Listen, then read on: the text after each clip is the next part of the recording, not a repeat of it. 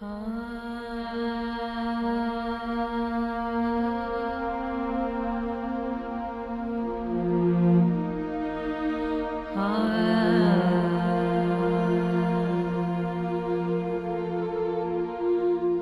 Tierra presenta unas cualidades excepcionales en comparación con otros planetas.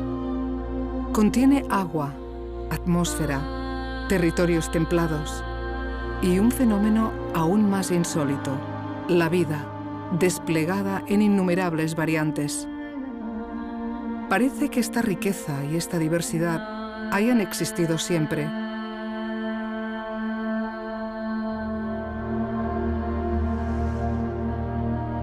Pero al contrario, no ha sido así. Desde que nació, fuerzas titánicas procedentes del exterior y del interior han cambiado muchas veces la fisonomía de la Tierra. De vez en cuando, la naturaleza nos recuerda la existencia de estas fuerzas y de sus devastadores efectos.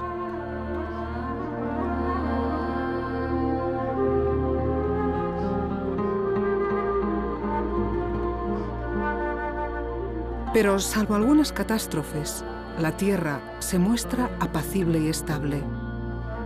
¿Será siempre así? ¿Cómo se originó?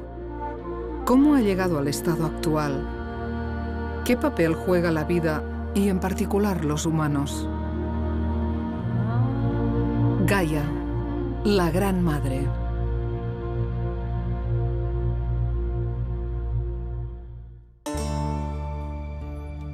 Todas las culturas han venerado la Tierra de una u otra manera. La Tierra es la Gran Madre, protectora y fecunda, origen de nuestro mundo. En la mitología griega, la diosa Gaia era la personificación de la madre naturaleza.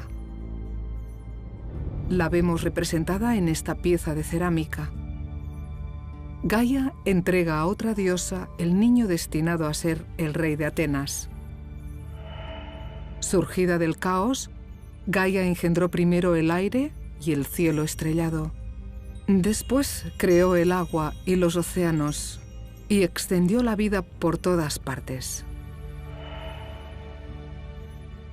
Las religiones monoteístas añaden autoridad y trascendencia a los mitos de la antigüedad, pero la secuencia de la creación del mundo es similar. Según los libros de la tradición judeocristiana, el universo fue creado por Dios en 6 días. El primer día creó la luz. Después, el agua. El tercer día, la tierra. Luego, los astros. A continuación, los peces, los pájaros, los animales terrestres y finalmente los humanos, a su imagen y semejanza. En un intento modernizador, en el siglo XVIII, el obispo irlandés James Ussher intentó precisar el día de la creación divina. Ussher dijo que la Tierra surgió el 23 de octubre de 4004 a.C.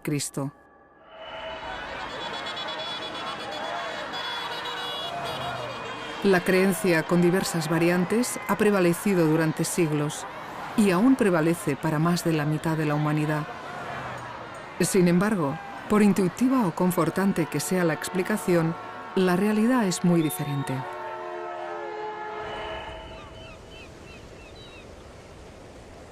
Estamos en el Cap de Creus, en el extremo nordeste de Cataluña, una región de una gran y abrupta belleza. Son unas de las rocas más antiguas que afloran en este país. La tierra se exhibe aquí con cruda naturalidad. La diversidad geológica, son rocas de diferentes composiciones, aporta una sorprendente variedad de colores. El pintor Salvador Dalí, nacido cerca de aquí, dijo de ella: es un paraje mitológico, hecho para dioses, más que para hombres, y debe continuar así para siempre, sin nada que pueda mixtificarlo. Geología pura. El aire y el agua han erosionado el territorio y han esculpido formas inverosímiles, algunas de las cuales precisamente sirvieron de inspiración a Dalí. Esta roca con forma de camello tiene unos 300 millones de años. Esta parece un dromedario y esta un águila.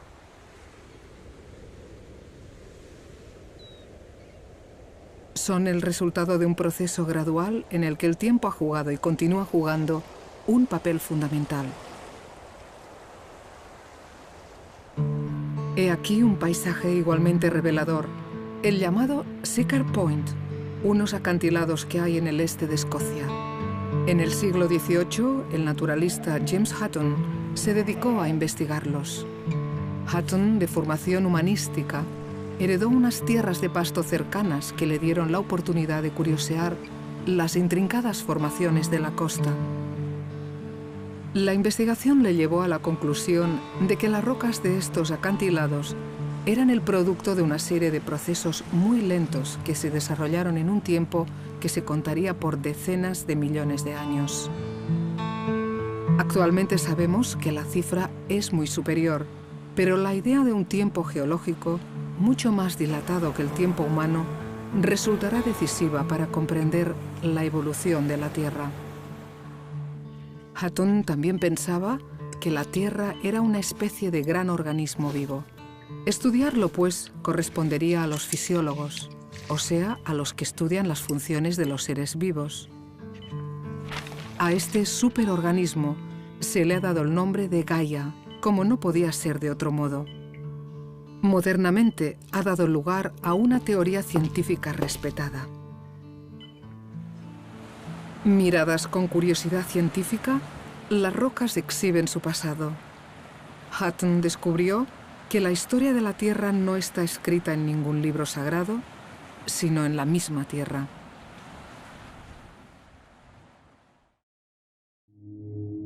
Todo empezó con un gran estallido, el Big Bang. En un instante inescrutable aparecieron el tiempo, el espacio y la materia primordial. Para muchos científicos, preguntarse qué había antes no tiene sentido, ya que no había ni tiempo ni espacio. El astrofísico inglés Stephen Hawking dice que es como preguntarse qué hay al norte del Polo Norte. Durante los primeros minutos del Big Bang surgieron los primeros elementos químicos, el hidrógeno, luego el helio, el litio. La gravedad y la energía nuclear regían el escenario. De vez en cuando, la materia se agrupaba formando estrellas. Algunas se desintegraban y dispersaban de nuevo la materia. Otras se agrupaban formando galaxias. Como nuestra galaxia, la Vía Láctea reúne cientos de millones de estrellas, una de las cuales es nuestro Sol. Alrededor de aquel Sol primigenio se formaron unos 20 cúmulos de materia hirviente llamados protoplanetas. Con el tiempo, uno de estos protoplanetas sería la Tierra. Bombardeado repetidamente por otros cuerpos, fue aumentando de tamaño. La bomba más gigantesca y la más grande que haya caído jamás fue un astro del tamaño del planeta Marte.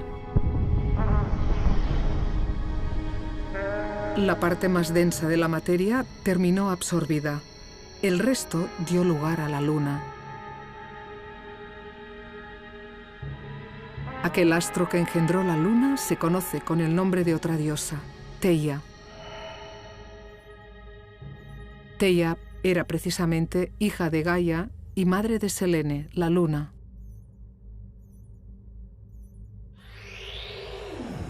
Hace unos 4.600 millones de años, la Tierra y el Sistema Solar quedaron modelados. Pero, ¿cómo hacernos cargo de unas cifras tan colosales? Del Big Bang a la Big Mother, la Gran Madre, pasaron 9.100 millones de años. La Tierra tiene pues aproximadamente un tercio de la edad del universo. Imaginemos un calendario donde el nacimiento de la Tierra ocurre a las 0 horas del día 1 de enero y el último instante del 31 de diciembre es ahora mismo, la actualidad. Los 365 días de este particular almanaque representan, pues, los 4.600 millones de años de la historia de la Tierra. Atención al detalle. La humanidad tan solo ocupa los últimos 5 minutos del 31 de diciembre. Durante los primeros 600 millones de años, la Tierra era una masa incandescente donde no paraban de llover meteoritos y otros objetos cósmicos. La Luna se encontraba cerca y levantaba mareas sobre la superficie. El volumen del planeta continuó creciendo. Después, el ritmo de la lluvia descendió y poco a poco la superficie se fue enfriando. Se iniciaba la historia de la Tierra sólida.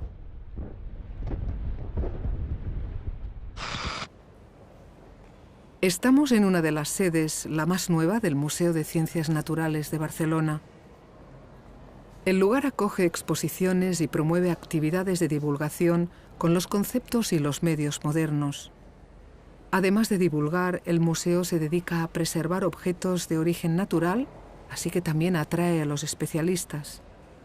Una de las exposiciones está dedicada precisamente a la Tierra y a su historia. El itinerario comienza con estas dos rocas. La mayor es de origen volcánico. La pequeña es un meteorito de esos que antes, ahora y siempre caen desde el espacio. Los meteoritos adoptan formas y composiciones muy variadas.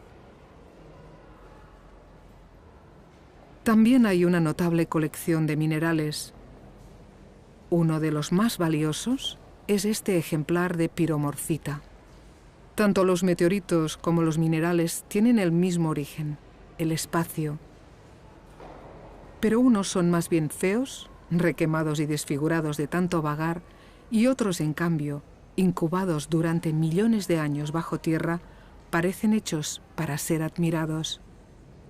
El atractivo de estos minerales contrasta con el entorno donde se originaron, cuando la Tierra empezó a solidificarse. Era un planeta desolado en extremo. Muchos paisajes debían ser como los que actualmente se divisan en el planeta Marte.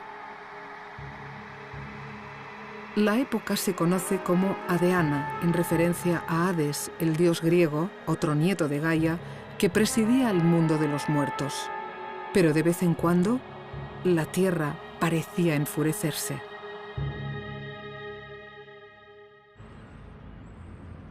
Esto es el Vesubio, el único volcán aún activo que queda en la Europa continental. A sus pies, la ciudad de Nápoles parece indiferente al peligro latente del volcán, que ha rugido unas 20 veces desde que se tiene memoria. La erupción más conocida y la más dañina se produjo en el año 79 de nuestra era. El pintor francés Pierre-Jacques Boller, en el siglo XVIII, la representó de esta manera. Las nubes de gases venenosos y partículas incandescentes, así como los ríos de lava, arrasaron buena parte del territorio y, en particular, la ciudad de Pompeya. Sus habitantes quedaron atrapados por la ceniza y para la historia.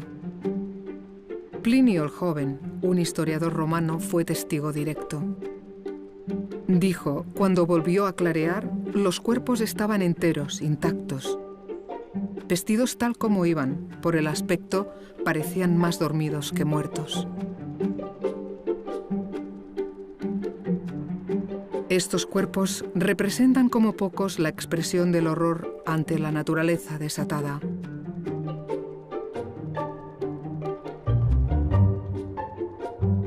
El interior de la Tierra es como una cebolla. Está hecha de capas que se diferencian en composición y dinámica. El núcleo interno es de un material muy denso, de hierro y de níquel, que se encuentra a unos 7000 grados centígrados. Por encima hay una serie de capas de temperaturas y densidades gradualmente inferiores. En lo más alto se encuentra la corteza rígida, de 5 a 60 kilómetros de espesor, que flota por encima de un manto de consistencia plástica. La corteza no es una capa uniforme, sino que está fragmentada en unas grandes placas llamadas tectónicas, que se desplazan lentamente sobre el manto. En un volcán, los materiales fundidos procedentes del interior entran en erupción en la superficie. La lava forma ríos que, cuando se enfrían, se transforman en rocas. Con el paso del tiempo, estas rocas se desintegran y pueden convertirse en tierra fértil. La distribución de los volcanes sobre el planeta sigue un patrón reconocible. Coincide con los perfiles de algunos continentes.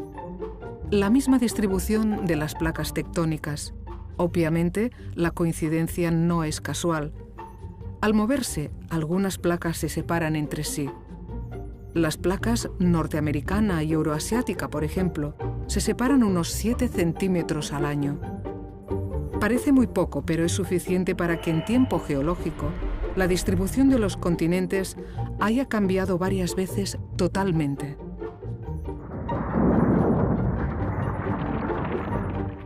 Cuando llegan a colisionar, la placa de mayor densidad se sitúa por debajo de la placa más ligera, provocando que el margen se levante.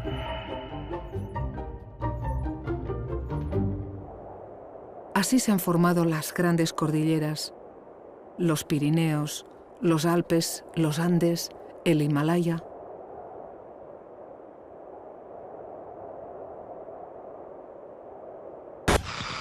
Unos 600 millones de años después de nacer, la masa de la Tierra era más o menos como la de ahora. Y también las dinámicas básicas que la conforman, las procedentes del espacio, cometas, meteoritos, radiaciones, y las del interior, el desplazamiento de las placas tectónicas. Sin embargo, la vida todavía tardaría mucho en aparecer. Faltaba un elemento esencial: el agua. Casi las 3/4 partes del planeta están cubiertas de agua. Como se preguntaba el escritor inglés Arthur C. Clarke, ¿por qué le llamamos tierra si en realidad es océano? El 98% del agua de la Tierra se encuentra en los océanos. Por tanto, es agua salada. El resto, la valiosa agua dulce, se encuentra en parte en el subsuelo. También hay agua retenida en los polos y en los glaciares, flotando en las nubes y en los cuerpos de los seres vivos. El 65% del cuerpo de una persona es agua. Toda la vida conocida depende del agua líquida. Para que pueda existir, es necesario que la Tierra se encuentre a la distancia adecuada del Sol. Ni demasiado cerca porque el agua se evaporaría, ni demasiado lejos porque se congelaría. Además, es necesaria una atmósfera para que el agua quede retenida. Estas condiciones se dieron unos 1000 millones de años tras su origen. Había una atmósfera compuesta básicamente de gas metano y anhídrido carbónico. Pero, ¿cómo apareció el agua? Durante un tiempo, la Tierra recibió lluvias de cuerpos externos excepcionalmente intensas. Se supone que el agua llegó en aquellos meteoritos insertada en forma de moléculas. No obstante, la teoría aún no se ha podido probar pese a ser una de las grandes metas de la exploración espacial.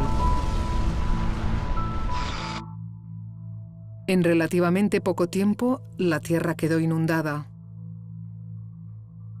Los océanos de hoy en día contienen casi el mismo volumen de agua que el océano global inicial. Lo único que ha cambiado es su distribución.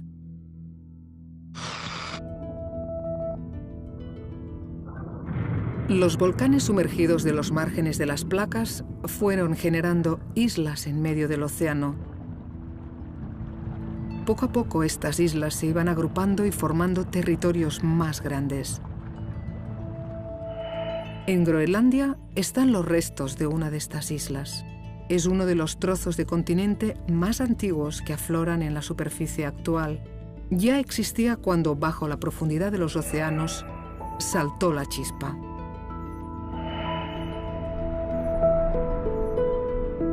Una combinación de agua, gases y calor emitidos por los volcanes y moléculas complejas dio lugar a la vida. Se cree que las moléculas llegaron viajando a bordo de meteoritos, pero es una teoría aún más difícil de probar. Los primeros organismos unicelulares son las llamadas cianobacterias, también conocidas como algas verdeazuladas. El verde procede de la clorofila que contienen, que les permite alimentarse mediante la fotosíntesis. Combinando el anhídrido carbónico y la energía de la luz, obtienen hidratos de carbono y expulsan oxígeno. El éxito del procedimiento hará que con el tiempo se esparza por todo el planeta. Y ha permitido sobrevivir a las cianobacterias, como si la evolución no fuera con ellas. Las cianobacterias se encuentran por todas partes. En los océanos son los productores primarios del fitoplancton, que alimenta a muchos animales marinos. También las hay en el agua dulce, en las rocas de la Antártida e incluso en las rocas húmedas del desierto. Nos encontramos en el Seminario Diocesano de Barcelona, un lugar que, además de actividades religiosas, acoge un interesante museo de geología. El lugar está presidido por la idea de un creador supremo, pero en este museo se admite abiertamente el relato científico de la historia de la Tierra, sin que importe si el origen de todo se llama Dios o se llama Big Bang. Uno de los padres de la idea del Big Bang fue precisamente el cura belga Georges Lemaitre. Lemaitre no veía incompatibilidad en ser religioso y científico a la vez. Dijo: si un creyente quiere nadar, es mejor que lo haga como un no creyente. Análogamente, si un creyente quiere hacer ciencia, debe hacerla como un no creyente. El museo contiene una valiosa colección de holotipos. Un holotipo es un fósil tipo que sirve para describir cada nueva especie que se descubre. La categoría de holotipo de un fósil la otorga la Comunidad Internacional de Paleontólogos.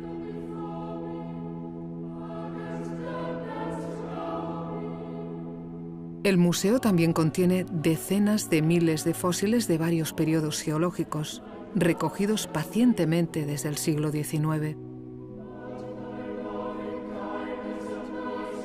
El más valioso es este ejemplar de Ediacara biota, el organismo multicelular más antiguo que se conoce. Entre los primeros unicelulares y estos multicelulares transcurrió mucho tiempo.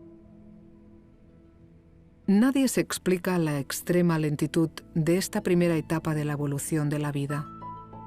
Seguramente en medio hubo otros intentos, pero o bien no prosperaron, o bien no han quedado registrados.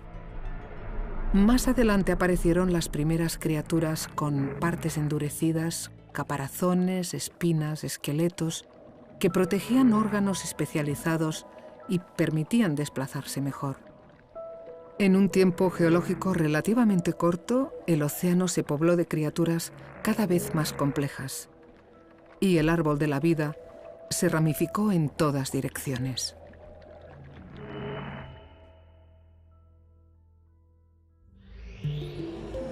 La vida será precisamente otra causa de transformación de la Tierra.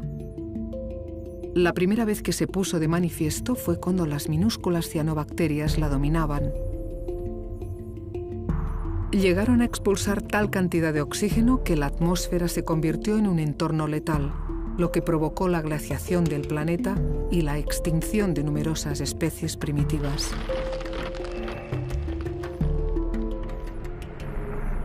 Más adelante se produjeron otras glaciaciones globales. Al planeta resultante de estas glaciaciones, los geólogos lo llaman bola de nieve.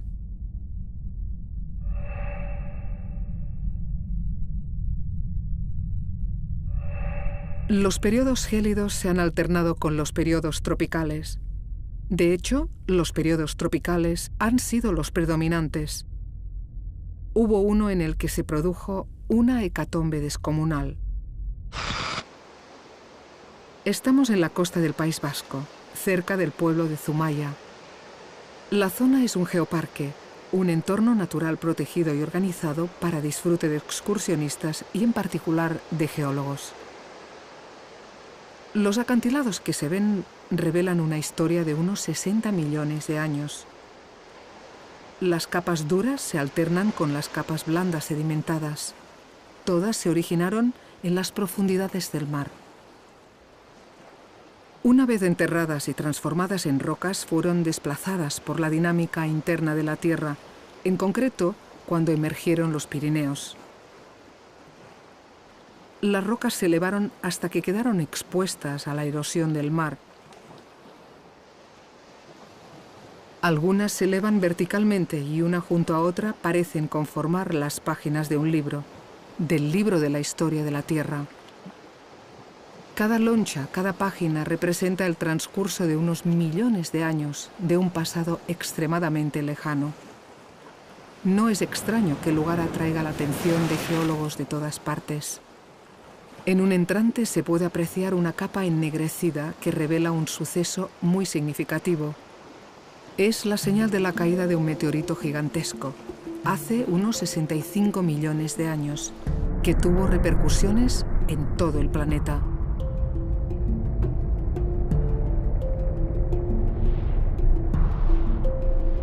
Al chocar contra la Tierra, el meteorito produjo un cráter de diversos kilómetros de ancho y levantó una nube de polvo y gases que oscurecieron el planeta durante años. La mayor parte de especies terrestres y marinas desaparecieron.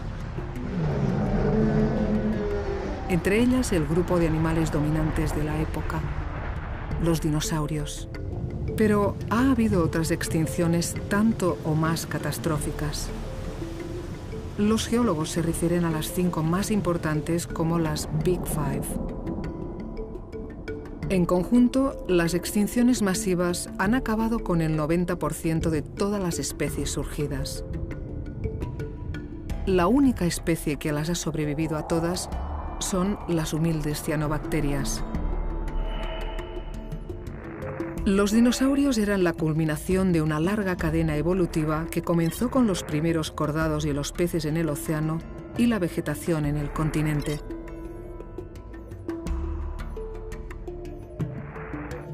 Cuando la atmósfera fue lo suficientemente gruesa y la capa de ozono lo suficientemente grande para reflejar las letales radiaciones solares, la vida se estableció en tierra. En poco tiempo, los reptiles se adueñaron de ella.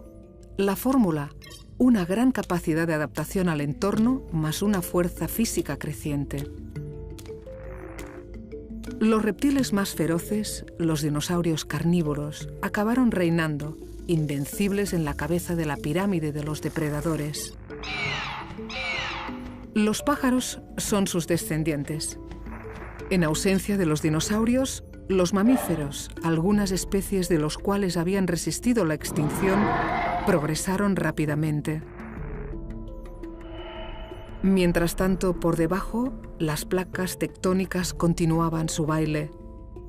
Con el tiempo, habían llegado a modelar un único gran continente llamado Pangea, que se fue fragmentando. Primero, Pangea se escindió en 2 continentes. A vuelo de pájaro predominaba el color verde. No había casquetes polares. Después, el Atlántico se abrió por completo.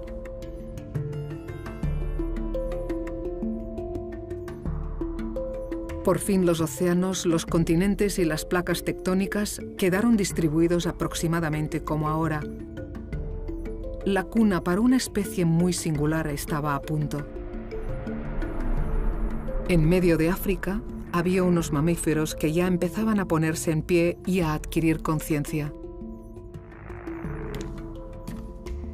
El primer homínido fue el Homo erectus. De sus descendientes, la única subespecie que le sobrevive es el Homo sapiens. Hace unos 70.000 años, un grupo de Homo sapiens, impulsados por el hambre o la curiosidad, se pusieron a caminar hacia el nordeste. Primero pisaron Oriente Medio. El Mar Rojo era más estrecho que ahora y llegaron a Asia.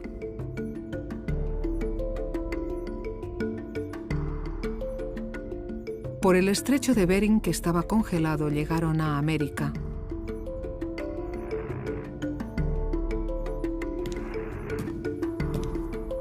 Estudios recientes apuntan que toda la humanidad actual proviene de unos 200 individuos que salieron de África.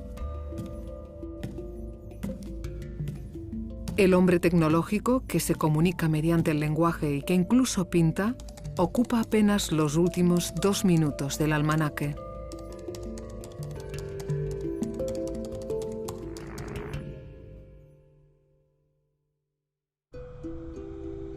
Estamos en el Museo Arqueológico de las Minas de Gavà, en Cataluña. El edificio evoca el cobertizo de cualquier excavación arqueológica del mundo. Aquí se encuentra el conjunto de minas estructuradas en galerías más antiguo descubierto en Europa. Las excavaciones continúan en marcha y de vez en cuando se descubren nuevas galerías.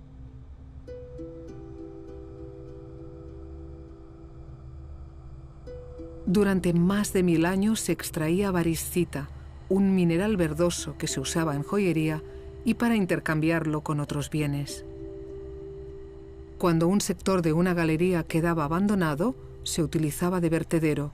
De estos vertederos se han recuperado objetos diversos. Hay restos de entierros, objetos de uso cotidiano, herramientas y joyas, como este collar hecho de piezas de variscita.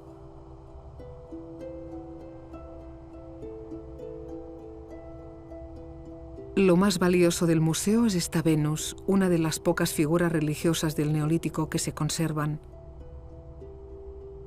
Esta figura femenina, otra madre, representaba la fecundidad y la fertilidad de la tierra.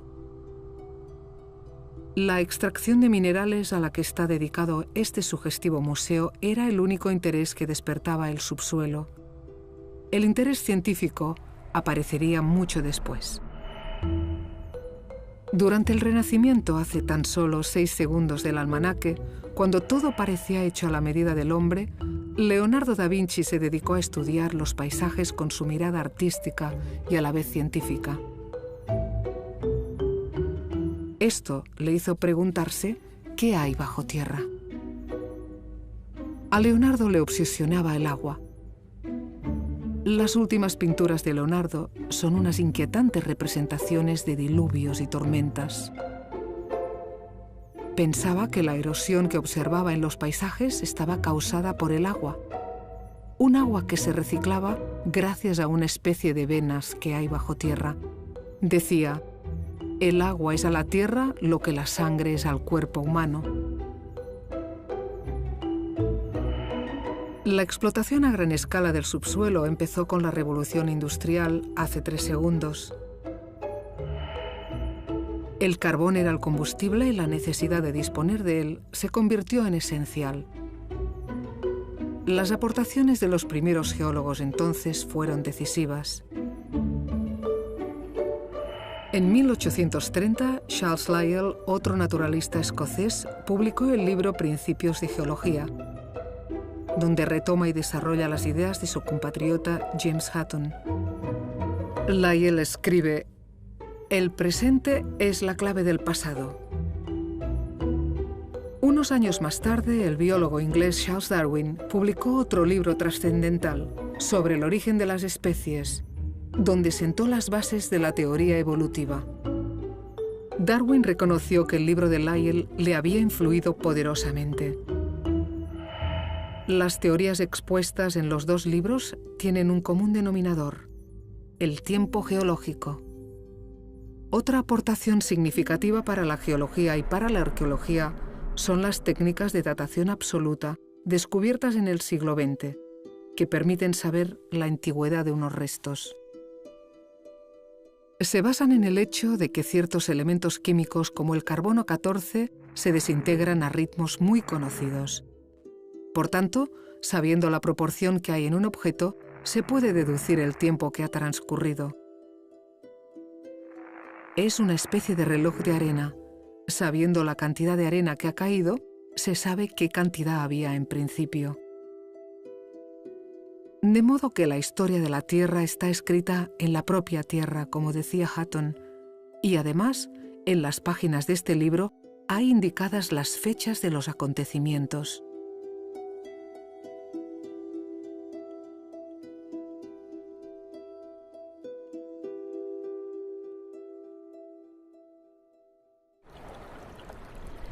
Estamos en la costa de Dover, en el sur de Inglaterra.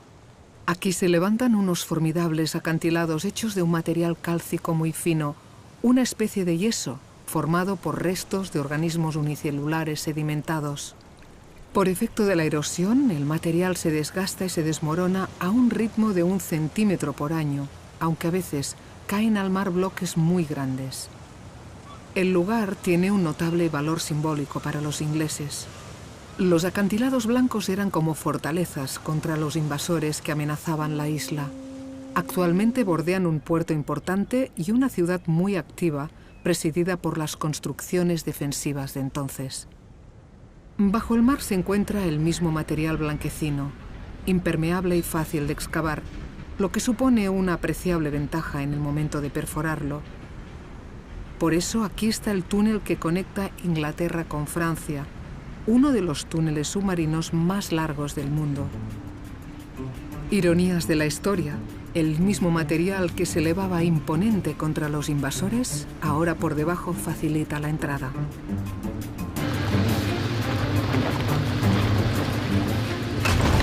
El túnel del Canal de la Mancha es una obra representativa de los avances de la geología aplicada, pero hay muchas más.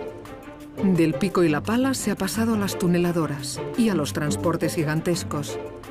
Si el espacio no tiene límites, el subsuelo tampoco. Hoy en día el producto subterráneo más explotado es el petróleo. Las sociedades modernas dependen de él de una manera que muchos consideran excesiva por los efectos secundarios que conlleva. Los gases resultantes de la quema masiva de combustibles fósiles van a parar a la atmósfera creando una capa que retiene el calor. Entonces, el efecto invernadero provoca el aumento generalizado de las temperaturas. Todo está conectado. Este aumento de temperaturas podría acabar provocando una variación en la circulación de las corrientes oceánicas y, en consecuencia, un cambio climático similar a una glaciación de la mitad del planeta. Otra consecuencia del aumento térmico es la fusión del suelo que se encuentra congelado, el permafrost siberiano. Cuando el permafrost se derrite, libera enormes cantidades de metano, un gas de efecto invernadero, a menudo de forma violenta. Cada vez se detectan más explosiones de este tipo. La dependencia de los combustibles fósiles también puede tener repercusiones en el interior de la Tierra. Por ejemplo, una técnica reciente denominada fracking consiste en bombear agua a alta presión en el subsuelo para que expulse el gas que contiene. Pero no está claro si el subsuelo se puede exprimir como una esponja sin consecuencias. El hecho es que las pruebas de los cambios climático y geológico provocados por los humanos se acumulan. Los dinosaurios tardaron unos cuantos días del almanaque en evolucionar y convertirse en los primeros depredadores terrestres.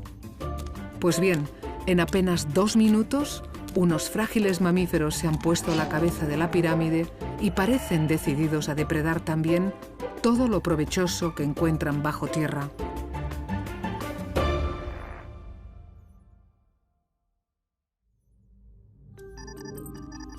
Han pasado 4.600 millones de años desde que nació la Tierra. Actualmente se encuentra en un periodo de bonanza climática. Pero, ¿cómo evolucionará? El destino de la Tierra está ligado al del Sol. El Sol se encuentra aproximadamente a la mitad de su historia. En unos 5.000 millones de años, cuando se agote el combustible, se hinchará, se zampará todo el sistema solar, se convertirá en una estrella gigante roja y terminará como una enana blanca de polvo. La Tierra habrá desaparecido cientos de millones de años antes de que esto suceda. De modo que la Tierra también se encuentra más o menos en la mitad de su historia. El tiempo geológico se prolongará, pues, otros 4.600 millones de años. El movimiento de las placas tectónicas seguirá redistribuyendo los continentes.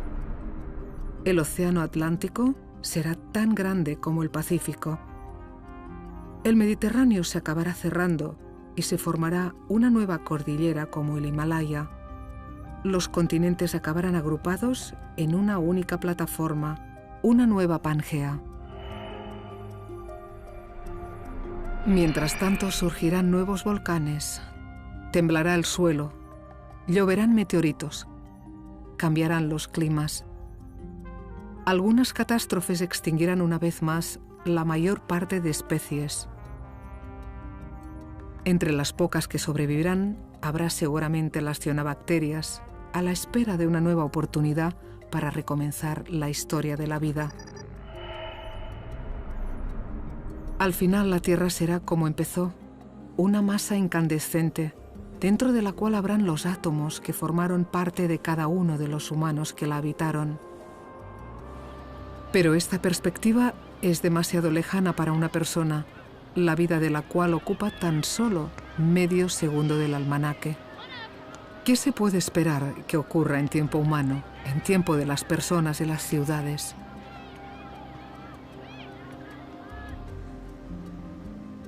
Estamos en Barcelona. Esta es la sede del Institut Cartogràfic i Geològic de Catalunya, la institución pública dedicada a estudiar y cartografiar el territorio catalán. La entrada está presidida por varios mapas. Este es el mapa geológico de Cataluña. Muestra los diferentes tipos de rocas y el tipo de contactos que hay entre ellas. También muestra las estructuras tectónicas como pliegues o fallas, los yacimientos fósiles, los recursos minerales. Los mapas geológicos se elaboran en base a los mapas topográficos a los que se añade la información de campo.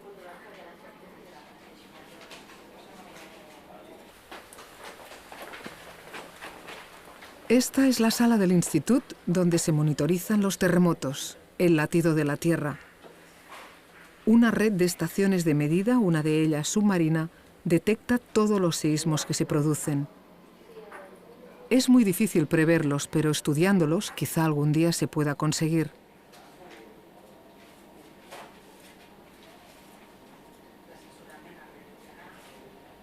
Las catástrofes geológicas no se pueden detener, pero se pueden mitigar sus efectos.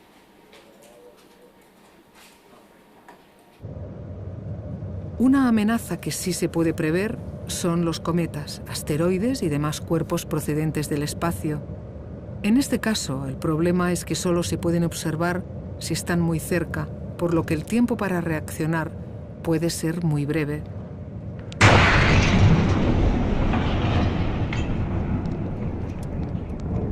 Actualmente hay programas de observación astronómica dedicados exclusivamente a vigilarlos. Las amenazas más probables que pueden afectar a la vida de una persona son precisamente las que se derivan de las actividades humanas. Para algunos expertos, el calentamiento global provocado por los humanos dará lugar a una época similar a la que había antes de ellos. La llaman la sexta extinción. Sea como sea, todo apunta a que el tiempo que queda para detener el calentamiento provocado se agota.